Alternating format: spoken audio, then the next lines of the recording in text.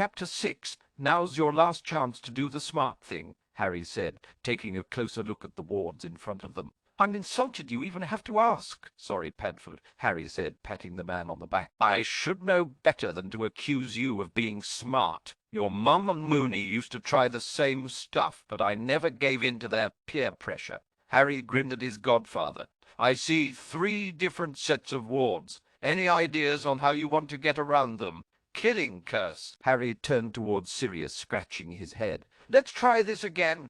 Any ideas on how we can get past the wards without setting them off? All right, fine. Sirius grumbled and cast a spell over his eyes. The first ward is line-based, and it appears to be muggle repelling and a wizard detection, right? Harry was impressed, and it showed on his face. I know a thing or two, Sirius said, pretending to be offended. I wouldn't have suggested this if I didn't think we might pull it off. I'm just surprised you even know the difference between a line-based ward and an area ward. I've cast a few different area wards over the Slytherin table and hallway in my day, Sirius explained while experimenting on the ward.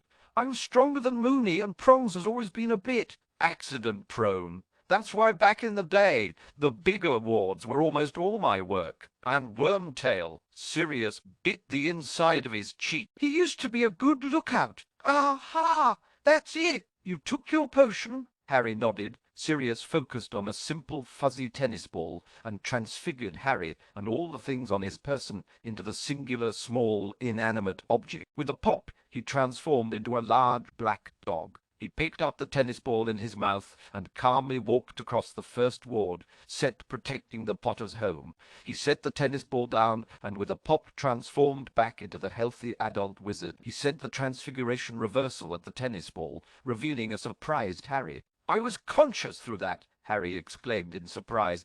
Yeah, Sirius nodded. Have you never used a Norton's brew? Harry shook his head. Oh, they're great, Sirius explained. I'm sure you know most of the common effects, but essentially it just makes your body far more receptive to magic. Spells cast on you are far more effective, especially if you're helping them along.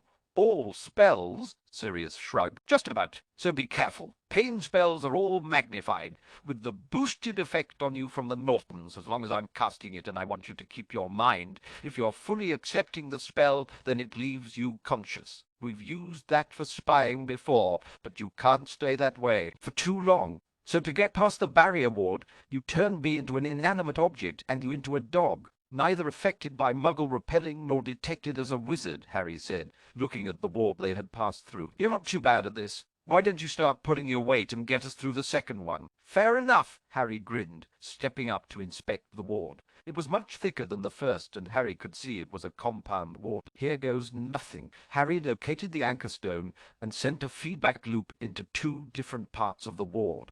The visible domes of magic expanded and brightened. Did you just strengthen those? Yeah, I suppose I did, but this set is a compound ward. I was trying to separate the parts so we could identify them all and deal with them in smaller groups. Go, Harry, Sirius grinned. I think you know more about wards than I do. Area wards for apparition and portkey, Harry announced. It's possible we're keen considering our counterparts, but for now we're just going to ignore those. It's this barrier ward for dark magic that may be a problem. Harry dropped to a knee and took a deep breath. In case I get dizzy, Harry sent a spell down a magical arm and into the anchor stone. A large, dark purple box flared brightly, revealing the walls went dozens of feet up, capped by a ceiling at the top, but only a couple feet into the ground. Harry stood up and let out his breath. Lovely! I bet it's for keeping out Death Eaters, but a lot of times my scar will set these types off. Considering our intentions, any sort of emotional detection could pick up on that too, Sirius mused. Think we can overpower it enough to jump through? Yeah, but let's not, Harry said. You see those dark wards in the inner set? Sirius nodded. Those are goblin wards, Harry explained. All these others are just defensive and alert-oriented. Goblin wards are completely different, and most of the time very nasty. We're going to need our strength for overpowering those. You can't get past them. I don't know. That's the thing, Harry said with a shrug. We could be able to safely walk past them without ever triggering, or we could walk through them and they'd choose to kill us in a very messy manner. Overpowering that one sounds good to me, Sirius said. So, how do we get past this purple one? It'd definitely detect magic, so transfiguring ourselves won't work, nor would the doggy side of you, Harry explained. It's only a little bit into the ground, so how about a ward push? Sirius shook his head. Never heard of it. Sounds good, though. I am basically just trying to lift the edge and we'll sneak in under it, Harry said, summoning a couple of twigs. He cast a basic barrier ward, tying its ends to the sticks. Using a pair of his magical arms, he was pushing his makeshift barrier ward up against the large purple walls. Sirius watched as it slowly rose out of the ground until the two sticks finally got directly underneath the wall. Harry was sweating and pulling up the edge of the thick ward set. It was arching around the edges of his barrier, straining against the invading ward. There! Harry whispered in between breaths. That's as high as I'm going to push it. You've got to stay low. Sirius dropped to his knees and saw he'd still need to crouch to get under it. He turned back at Harry before crawling.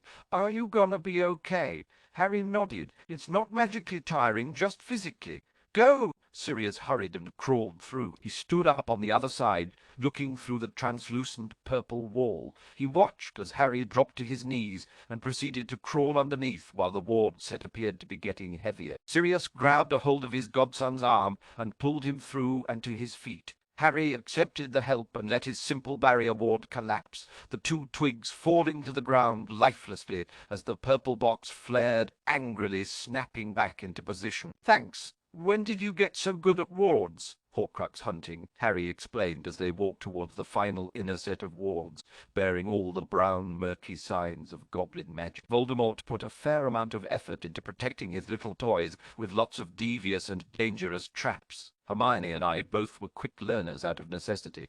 You hunted for his toys? By toys, I was referring to the pieces of his soul that he'd split off, and whose continued existence meant for all intents and purposes he was immortal. Oh, those toys. Yup, Harry said. Have you ever tried to flood a goblin ward? Me neither, Harry admitted. And something tells me it's going to be pretty tiring. Did you pack some pepper up?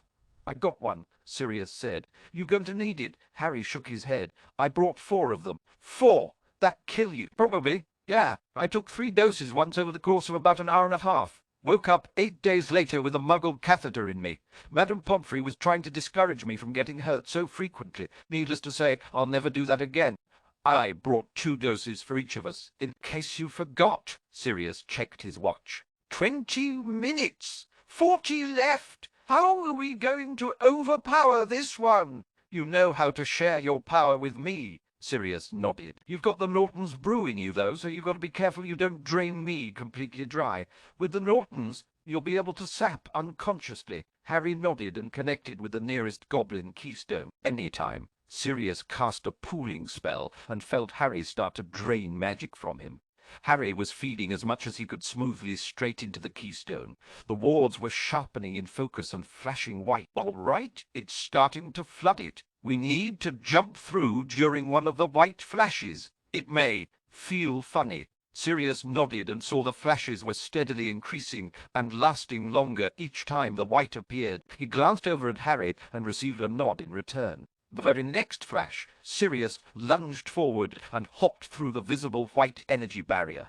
His senses all flared, and it felt as if he were being electrocuted for a split second. Harry jumped through on the very next flash. Slowly, Sirius felt his magic replenishing as Harry stopped drawing from him. He let the pooling spell dissipate and drank the pepper. Up! He'd brought with him. Harry downed a vial after seeing Sirius drink his. You all right? Sirius nodded. That wasn't too bad. Harry's attention was drawn to the left side of the modest-sized cottage. What's that? No idea, but whatever's in there is warded pretty tightly. Harry glanced back at the manor, and then the glowing, warded and obscured area. Want to peek? Sirius nodded and began to hike towards the wards at the edge of the wood. As he got closer, he saw brown intermixed with yellow wards. Those look like goblin wards from here. Yup, Harry agreed. Looks like it's got some newer strengthening charms that get regular maintenance. We going to overpower this one, too? Harry shook his head. We just need past the obscuring field so we can see what's in there. We don't have to actually cross the rest of the wards. Harry located the anchor and felt his way around it, identifying the obscuring spell. He looped the connection back into itself, and the obscured area darkened and shrank slightly. Whoops! Wrong way! Sirius just watched Harry staring down at the magical anchor stone. Harry flipped the two ends of the loop around, and the obscuring ward lightened to a cool grey, expanding outward just a few inches more than the other wards anchored with it, Harry said, before thrusting forward through the grey barrier. Whoa! Sirius followed Harry's lead, and just leant his upper body through the ward. Gulping gargoyles! The blackened, scorched ground that was still steaming surrounded a tree so dead and hollow it looked like a skeleton. Dry branches snaked upwards, swirling counterclockwise from the bone-white barbed trunk. Harry was staring at the ground just in front of the tree from which all this death seemed to spread. The wound on the ground was practically screaming ancient magic. Harry turned towards Sirius. I think I might know what this is. Sirius shook his head, realizing he'd been entranced just looking at the decaying soil and tree. What? I think this may be where I died. Sirius agreed only briefly before indignantly arguing, why has it got to be where you died? Why couldn't it be like this? Because this is where I died. Harry leaned back away from the ward and patted Sirius on the top of the head. I suppose anything's possible. You were a baby, and apparently not the one in the prophecy, Sirius argued, sticking his head back in the ward to look at the small piece of desolation. This is obviously the death of a far more promising and powerful young man who fought back valiantly. Oh, really? No ancient archways of death you could have tripped and fallen into around here? You better hope not, Sirius joked back. You've tripped and fallen into just as many. Seen enough? Harry asked, pointing towards the warded area. Sirius nodded.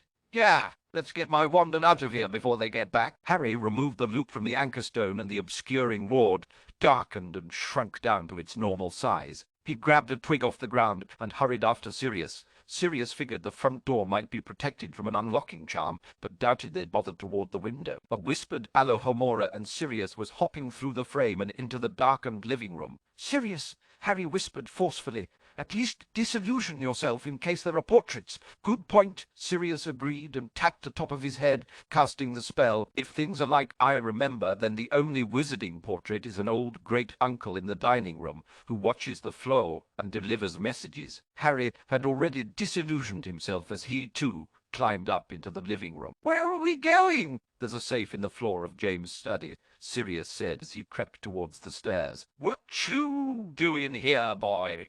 A frightened little female house elf squeaked loudly. Crap! Sirius blurted out immediately. How'd you get in here? The elf demanded, shaking her little finger and holding herself with a bit more confidence. Harry knew the elf could pop out of the way of any spell it saw coming. Knowing the easy solution, he snaked an invisible arm around behind the elf, stunning her before she even took notice of the magic in the air. Sirius, how many house elves do they have? Just the one, Sirius weakly answered. Suppose I should have mentioned her earlier. That would have required remembering her before, and that appears to be asking too much. Nuts, Sirius said, looking at the elf. I don't suppose you know how to memory charm a house elf? Harry smirked at Sirius. You do know how to memory charm a house elf. Harry stunned the elf again for good measure. It's not that different from memory charming anyone else, but we should keep her stunned for now and obliviate her before we leave. You sure there aren't any other surprises you've neglected to mention? Mooney said they bought the elf when Lily was pregnant with James Jr., and Sarah was still in diapers. Forgive me for not remembering an elf I'd never met. Harry followed quickly behind the disillusioned form of his godfather. The magical sight spell made him easy to follow, and they arrived in the study of James Potter. Harry laid the unconscious house elf onto the couch, while Sirius unrolled the rug covering the floor. A large stone square lay flush with the hardwood floors. This was the magical safe. There was no visible door, nor any handle, knob, or settings at all. Just the Potter family crest was carved in relief onto the stone. Harry looked at the solid stone block. Never seen this before, and have no clue how to open it. Sirius realized he'd been staring at Harry and waiting on him. Sorry, you can try just sticking your hand on the crest, but you may need a drop of blood. Harry placed his hand over the crest and pushed down. He knocked on it, and it felt like solid stone. He used his new ash wand with a unicorn hair and pricked his finger, letting a couple drops fall onto the shield in the Potter crest. Harry saw nothing happening and looked up at Sirius. Did I just cut myself for no reason? Sirius sighed. Muggleborns. Sirius raised a hand before Harry could retort. I know you're not, but you might as well be. Try putting your hand on it now. Harry placed his hand over the crest and looked back at his godfather. Great, now I'm getting blood all over my hand. Sirius was looking at Magical Safe accusingly. That should have opened it. Well, it didn't. Have you even asked it to open? A soft rustle of air blew out as the stone surface dissolved, revealing a compartment far larger than possible without magic. Oh, Harry said in lieu of an apology. Merlin, there's a lot of crap in here, Sirius said, peering into the safe. Take your wand, Harry incanted. A 12-inch driftwood wand came zooming out from underneath a couple old tapestries. Sirius lunged forward and grabbed the wand he had missed so much. Just like the time he first purchased it at Ollivander's, silver sparks and a black mist slowly emitted out from the driftwood wand tip. That's the stuff! Harry was looking at Sirius's wand closely and began to transfigure the stick he had brought with him. He lightened the wood tone, shaped it to resemble the wand, and coated it with a thin layer of lacquer. Think this'll pass for it. Sirius held his wand up next to it. Nice work! We don't want to advertise the fact that anything is missing, Harry explained as he began to push the fake replacement wand further down into the safe. He repositioned the tapestries to cover up the duplicate. Shall we go? Sirius nodded when he saw Harry frowning at him. What? How do we close the safe? Same way you open it. Sirius answered without pause. Harry scrunched his face in concentration. He exhaled tiredly. I'm asking it to close. I'm ordering it to close. I'm willing it to close. It's not closing. Sirius frowned. Maybe you need to bleed on it again. Bleed on what exactly? Oh, Sirius said, looking into the lidless block-turned magical safe. Harry just stared at Sirius silently. After 10 quiet seconds, Harry suggested, maybe it's just a time-delayed thing and it'll close on its own. Sirius stood there silently for a moment, waiting on a bright idea to strike or for the safe to miraculously close. When it seemed neither was going to happen, he said, I'm sure that's it. Just needs time. The pair of them stared at the safe for another minute in silence. You're sure you? I'm still ordering it to close right now. Sirius glanced at his watch. We're already going to be pushing it time. Wise. He swished around his new wand and directed it at the rolled-up rug. The rug unfurled and covered up the still wide-open magical safe. Why don't you obliviate the elf? We've got to work our way back through the wards. I was thinking about that, Harry said, moving over towards the unconscious house elf. Most homes don't have any restrictions on the outgoing flow, only on the incoming. I say we sneak past the portrait and just flow somewhere public. Sirius was getting a headache keeping this magical sight spell on. He just nodded, looking forward to cancelling the disillusionment and oculometry spell. Works for me. Harry left the elf with the memories it expected to have this evening, only that it had done some work and that there were no visitors. The two Lord Blacks, disillusioned and silenced, crept into the dining room and saw the portrait was audibly snoring. Harry cast a slight obscuration charm in front of the portrait to keep it from waking up and spotting any flashes from the fireplace. Sirius went first, and Harry sent a finishing spell at the obscuration charm, moments before the floor took him as well. The pair landed disillusioned and covered in soot at the leaky cauldron, one pop right after the other, and they both had apparated back to Grimmauld Place. Sirius let out a tired breath and collapsed onto the couch after vanishing the dust from his robes. That was fun. If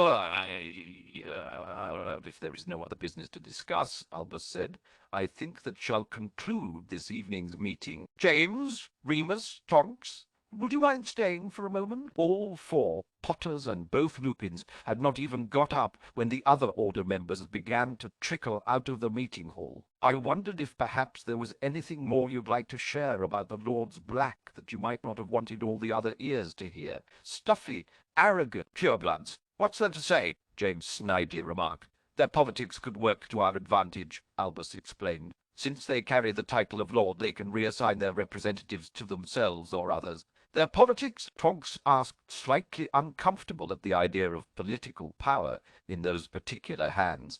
The Black family has a seat on the Wizengamot and the Hogwarts Board of Governors, Albus explained. The other thing I didn't want to bother too many people with was a curious meeting with Mr. Ollivander. James suddenly jumped to his feet in surprise. He turned towards Albus and frowned.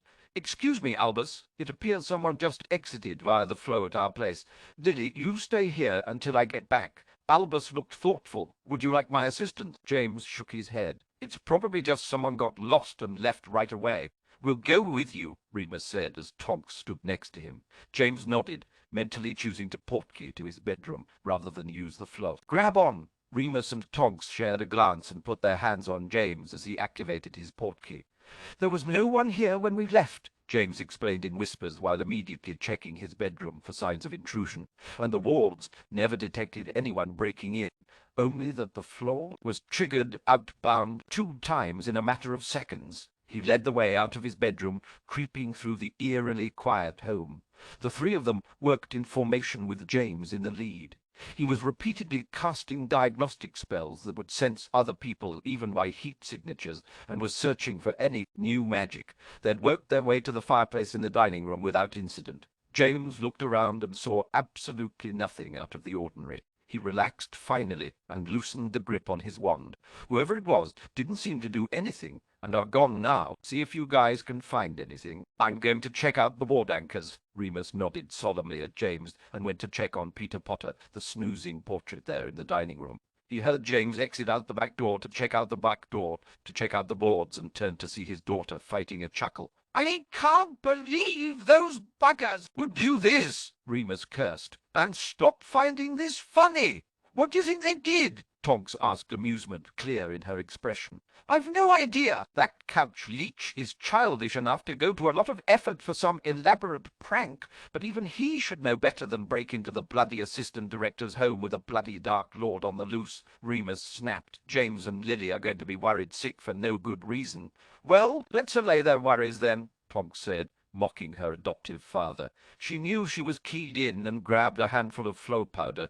She chucked it in and said, "Lupin's loft." As the flow began to activate, she let herself get just barely sucked in and apparated right back to the Potter's dining room. A split second later, another pop sounded James's sudden arrival. "Did you just—" Tonks raised her hand. "That was me playing with it. Considering nothing seems damaged, missing, or cursed, I'm guessing you might have a loose connection, or maybe a couple of the mics are doing some maintenance on the floor system close enough to trigger your sensors. If I were you, I'd think about changing your address in the off chance it was bad guys testing your wards. Sounds like they held up, though, right?" "The wards are all up and functioning. They look to be as strong as they've ever been in decades." James nodded in agreement. "Yeah, you're probably right. I'll go get Lily and the kids. Let them know it was a false alarm." James activated his portkey to the Order headquarters, leaving the 2 Lupins alone again. "That was well done," Remus said, smiling at his daughter.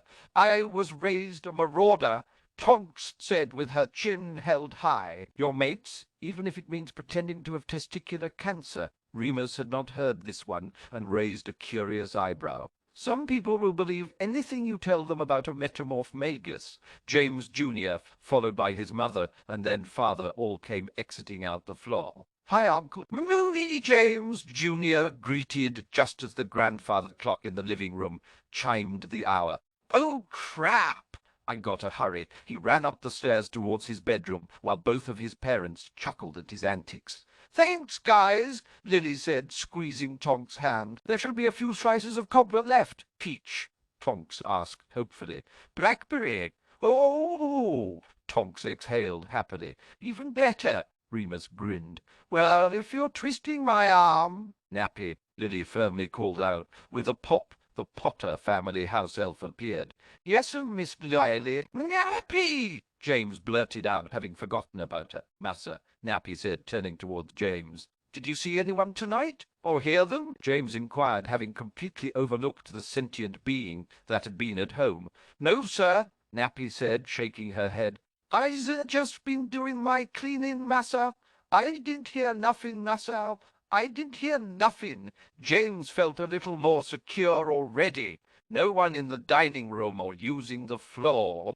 "No, sir," Nappy assured him with smile. She was rubbing her chin in thought. "But I's been a-singing and a-humming while I's a-working. Miss Lily said I could do dat. You have such a beautiful singing voice, Nappy." Lily assured the diminutive creature. She recalled the reason she'd first summoned the elf. "I just wanted to make sure we had some cobbler left. Blackberry, yes. Would you like me to get you first slices?" No, thank you, Nappy," Lily said with a smile. "We'll help ourselves." "Isa gonna clean out the fireplace now then," Nappy said, waddling her way over towards the hearth. The group of four thanked the small elf and went to the kitchen for some dessert. Remus was at the rear of the group and saw Nappy had grabbed her little house elf-sized mop and was pushing it back and forth, singing quietly to herself, "Day after day, working for massa, massa gonna sell me, less I start working faster. Oh, day after day, working for massa." Thinking Nappy was almost as odd as Creature, they finished off the rest of the cobbler and chatted amiably for over half an hour.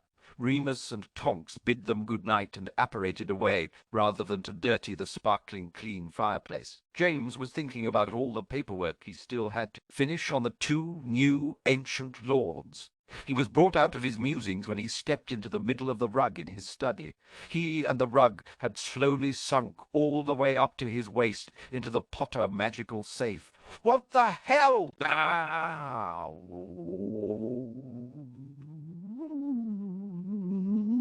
The adrenaline, the excitement, the light-headed feeling you get when you finally turn off your magical sight spell. Sirius argued it between the last bites of his supper. That was fun. Harry couldn't have stopped the smile from splitting across his face. "Maybe a little schmittle," Sirius waved off Harry's understatement. "You know more than me about that stuff, but we make a good team. What say we hit a wizarding bar and pick us up a couple of wenches?" "Why are you in such a hurry?" Harry argued, sitting back patting his full belly after their large meal. "Unless someone already has their eye on something," Sirius said, before turning to look around the various tables in Diego's. He turned back towards his godson. Harry nodded over Sirius' left shoulder. "Dark hair over there. I've caught staring this way twice already. Not sure about the ogre she's with." Sirius glanced over his shoulder and had to stifle a snort. The ogre in question just caught the raven-haired woman smiling at Harry and grabbed her to get up and leave. "Damn," Harry said softly as the attractive woman was sighed. Along apparated away. "Harry, do you really not know who that was?" Harry shook his head. "That ogre, as you call him, was Stephen Parkinson, or Baron Parkinson in most circles." "That was Parkinson," Harry asked, having never met the man in his dimension, and only knew he had been friends with Malfoy. "Blimey, I didn't know Pansy had a hot older sister." "She may not," Sirius chuckled. "That was Pansy's hot older mum." Harry's eyes widened. A devious glimmer appeared in his eyes.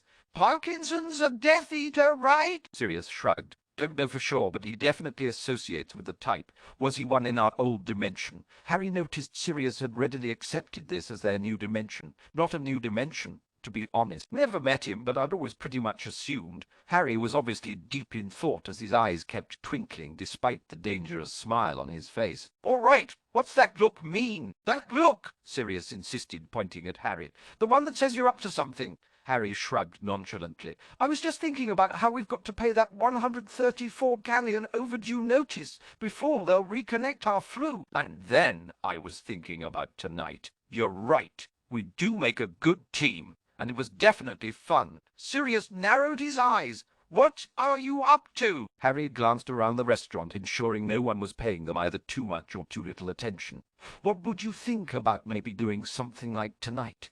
Again, Sirius furrowed his brow. "You want to steal from Prongs some more. I know a thing or two about tempting fate, and that's just not a particularly bright idea." Harry shook his head slowly, urging Sirius to catch his meaning. "Not from Prongs." Sirius took a moment to process what Harry was implying when his eyes widened in hope. "Don't you tease me about this. We could use the money. Harry, you better not be playing with me. We've got a little leeway thanks to our backwards noble status. I swear to Merlin, if you're suggesting what I think you are, the answer is yes, yes, 1,000,000 times yes. Not just anyone." Harry leaned forward. Death Eaters! Sirius glanced over his shoulder where Parkinson had formerly been. I love you, Harry, I really do. I mean, once we've confirmed they are in fact Death Eaters, Harry rationalized aloud. It's kind of like we'd be doing a public service, right? Sirius couldn't help it and sniffled as he turned away in joy. Damn bug just flew in my eye!